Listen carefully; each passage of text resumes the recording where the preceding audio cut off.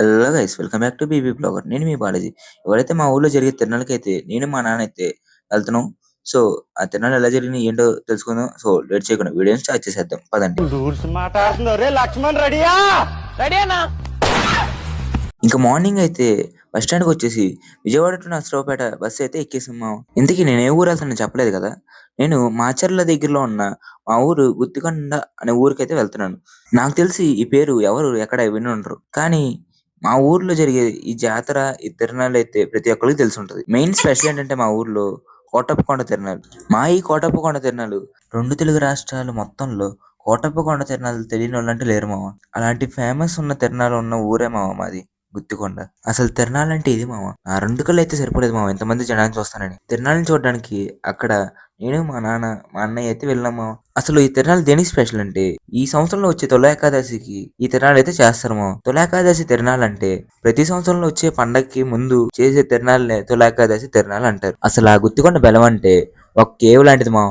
ఆ కేవ్ లో 102 గృహాలు అయితే ఉంటాయి. అప్పట్లో మా పూర్వీకులు ఆ గృహాలన్నీ ఎన్నైతే ఉన్నాయో చెప్పారు మామ. ప్రెసెంట్ అయితే అన్ని గృహాలు అయితే లేవు. కేవలం 2 మాత్రం ఓపెన్ లో ఉన్నాయి. మిగతా అన్ని కొన్ని అయితే మూసేశారు, ఇంకొన్ని అయితే కాలక్రమేణా అవి మూసుకుపోయినాయి. ఆ గృహాలు మూసుకుపోవడానికి ఒక కారణం ఉంది మామ. మెయిన్ ఏంటంటే ఈ వర్షాలు పడడంతో ఆ నీళ్ళన్నీ ఆ కేవ్ లోకి అయితే వెళ్తాయి. సో ఆ కేవ్ వల్ల నేనైతే మా ఊరికి చిన్నప్పుడు వెళ్ళాను, మళ్ళీ ఇప్పుడు వెళ్ళాను మామ. ఇన్ని సంవత్సరాల్లో ఈ డెవలప్మెంట్ అయితే నేను ఎప్పుడు చూడలేదు. పాత గుళ్ళని పడేసి కొత్త గుళ్ళ కట్టారు మామ. చాలా బాగున్నాయి. అసలు ఇలా ఉండిద్దని నేను అనుకోలేదు. జస్ట్ నార్మల్ గా ఉండిద్దేమో అనుకుని వెళ్ళా, కానీ వెళ్ళి చూస్తే చాలా బాగున్నాయేమో అక్కడ గుళ్ళు. ఇక్కడ ఈ కనిపించే దాన్ని గుత్తికొండ బెలం అంటారు. గుత్తికొండ బెలం అంటే ఇదొక గృహం మామ. ఇదొక కేవ్ లాంటిది. లోపల 102 గృహాలు ఉన్నాయి మామ. అదైతే ఎవరైతే చూడలేదు. అప్పట్లో మా పెద్దవాళ్ళు ఆ గృహాలన్నీ చూసి కనిపెట్టి చెప్పారు మామ. ఎప్పుడైతే ఆ గృహాలన్నీ ఆ 102 గృహాల్లో ప్రెసెంట్ అయితే 2 అయితే ఓపెన్ లో ఉన్నాయి మామ.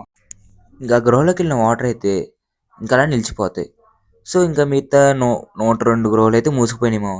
నాకు మా నాన్న ఒక ఇంట్రెస్టింగ్ మ్యాటర్ చెప్పాడు మామ. ఒక వ్యక్తి అంట ఆ 102 గృహాల్లో ఒక దాంట్లోకి వెళ్ళి వారం తర్వాత మళ్ళీ వెనక్కి వచ్చాడంట మా ఊరికి. తను వచ్చి చెప్పాడంట, నేను ఆ గృహలో నుండి వెళ్ళి ఒక ఊరికి వెళ్ళాను, ఆ ఊరు నుండి మళ్ళీ రిటర్న్ వచ్చానని. ఆ వ్యక్తి ఒక పూజారి మామ. ఇంకా ఆ గుడి దగ్గర ఉన్నాడు. మాకు మొన్న కనపడ్డాడు తిరణాల్లో. మా నాన్న అప్పుడు చెప్పాడు నాకు ఈ విషయం. నాకు దెబ్బకు బుర్రపాడు. మీకు డౌట్ రావచ్చు, 102 గృహాలు అంటే ఎలా ఉంటాయి అని. 102 గృహాలు అంటే అన్ని పెద్ద పెద్దవి కాదు. కొన్ని ఒక మనిషి దూరే ఎంత సైజు ఉంటాయి, ఇంకొన్ని అసలు ఒక మనిషి దూరలేని దారులు ఉంటాయి. అంత చిన్న చిన్నవి ఉన్నాయి, పెద్దవి ఉన్నాయి. దాంట్లో ఓన్లీ మెయిన్ ప్రెసెంట్ అయితే 2 ఉన్నాయి పెద్దవి, అంతే. మిగతాయి చిన్నవి ఒక 2, 3 ఉంటాయి, క్లోజ్ చేశారు. సో ప్రెసెంట్ అయితే పెద్దవి 2 ఉన్నాయి. దాంట్లో కూడా ఇప్పుడు ప్రెసెంట్ వాటర్ లేవు. దానికి కూడా ఒక రీజన్ ఉంది. మెయిన్ వచ్చేసి వర్షాలు పడకపోవడం. సో వర్షాలు పడకుండా ఉండడం వల్ల ఇప్పుడు ప్రెసెంట్ కేవ్లో అయితే వాటర్ అయితే లేవు, జస్ట్ కొద్దిగా ఉన్నాయి. ఇదివరకు నిండా ఉండేయంట, ఇప్పుడు ప్రెసెంట్ అయితే కొద్దిగా ఉన్నాయి. వర్షాలు పడకుండా ఉండడానికి కారణం మెయిన్ అయితే వర్షాలు ఎందుకు పడట్లేదురా అంటే మెయిన్ నన్ను అడిగితే పొల్యూషన్ అంటాను మామ. ఈ రోజుల్లో మన రాష్ట్రాల్లో మన దేశాల్లో ఉన్నంత పొల్యూషన్ ఇంకెక్కడా లేదు. సో ఆ పొల్యూషన్ వల్ల పైన క్లౌడ్స్ ఎవాపరేట్ అవ్వట్లేదు, వాటర్ రావట్లేదు, కేవ్స్ లో వాటర్ ఇదైపోతున్నాయి. సో అక్కడ జనాలు నమ్మేది ఏంటంటే ఆ వాటర్ పవర్ఫుల్, ఆ వాటర్తో తలస్నానం చేస్తే మంచి జరిగిద్ది అని చెప్పి. అలాంటిది ఆ కేవ్ లోనే వాటర్ లేకపోతే ఇంకేం చేస్తారు మా? నాకు ఒకటి అర్థం కాదు. ఆ వర్షాలు పడడానికి సొల్యూషన్ ఉందా అంటే లేదు, మన చేతిలో లేదు. వర్ణదేవుడు కరుణించడమే. ఈ గృహం మొత్తానికి ఇక్కడ దేవుడు శివుడే మామ. ఇక్కడున్న శివుడిని చీకటి మల్లయ్య అంటారు. ఇప్పుడంటే లైట్లు వేసి పెట్టారు మామ గవర్నమెంట్, కానీ ఇది వరకు మొత్తం చీకటే. ఇది వరకు అంట లాంతర్లు పట్టుకుని వెళ్ళేవాళ్ళంట. ఆ చీకట్లో వెళ్ళి ఆ చీకట్లో స్నానం చేసి వచ్చేవాళ్ళంట.